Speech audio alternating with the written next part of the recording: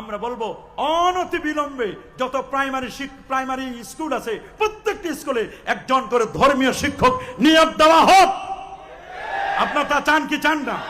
নারে তাকবীর, নারে রিসালাত, কোরআন সুন্নাহর আলো, কোরআন সুন্নাহর আলো, পবিত্র ঈদে মিলাদুন নবী, নারে তাকবীর।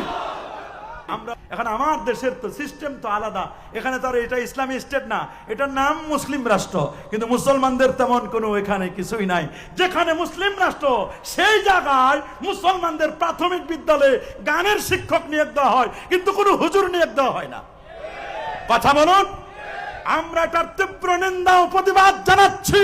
মাননীয় প্রধান উপদেষ্টা, আমরা আপনাকে অত্যন্ত শ্রদ্ধার সাথে, ইজ্জতের সাথে, তাজিমের সাথে আপনাকে বলতে চাই, মুসলিম রাষ্ট্রে যেখানে প্রায় 95% মুসলিম, যেখানে মুসলমানের শিশুরা সকালবেলা উঠে তাদের ফজর নামাজ হয় মুসলমান, বাংলাদেশে সেখানে প্রাইমারি স্কুলে তারা আলিফ বা তা সা শিখবে, যেখানে তাওহীদ শিখবে, রিসালাত শিখবে, কোরআনের তালিম শিখবে। এর আগডুম বাগডুম ঘোড়ার ডিম সাজে, ঢাক ঢোল সারাদিন বাজে, হাট্টিমা টিম টিম, তাদের খাড়া দুটো সিং, তারা মাঠে পাড়া ডিম। মিথ্যা কথা, এগুলো শিখবে না, এগুলো শিখবে না।